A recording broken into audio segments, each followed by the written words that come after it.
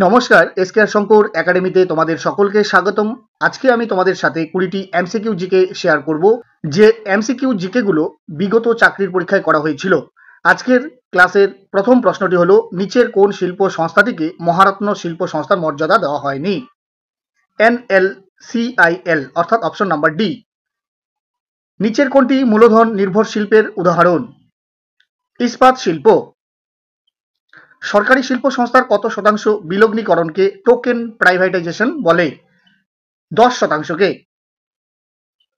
Sunrise industry কোনটিকে বলা হয়? Computer শিল্পকে।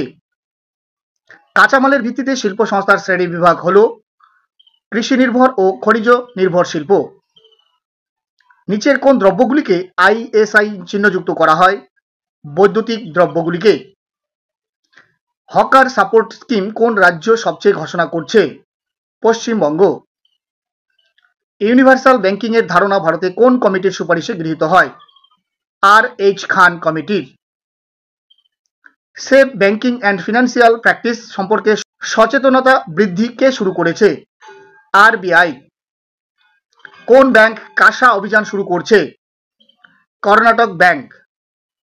প্রচেষ্টা প্রকল্প স্কিম কোন রাজ্য সরকার ঘোষণা করেছে? পশ্চিমবঙ্গ। PM কেয়ারস ফান্ড কবে ভারত সরকার গঠন করে? 2020 সালে। ওয়ান নেশন ওয়ান কার্ড প্রকল্পের অধীনে সুবিধা প্রাপক কারা? পরিযায়ী শ্রমিকরা। কোন প্রকল্পের অধীনে সুজলাং কার্ড প্রদানের ব্যবস্থা করা হয়েছে? জল ক্রান্তি অভিযান। LLP সেটেলমেন্ট স্কিম 2020 কে পরিচালনা করে? Ministry of corporate affairs. কেন্দ্র সরকারের অধীনস্থ জলশক্তি মন্ত্র নিচের কোনগুলি পরিচালনা করে? উপরের সবকটি। প্রধানমন্ত্রী গরিব কল্যাণ যোজনার মোট অর্থ বরাদ্দের পরিমাণ কত? 1.7 লক্ষ কোটি। প্রধানমন্ত্রী কিষাণ যোজনার অধীনে মোট সুবিধাভোগীদের মধ্যে মহিলা কত শতাংশ?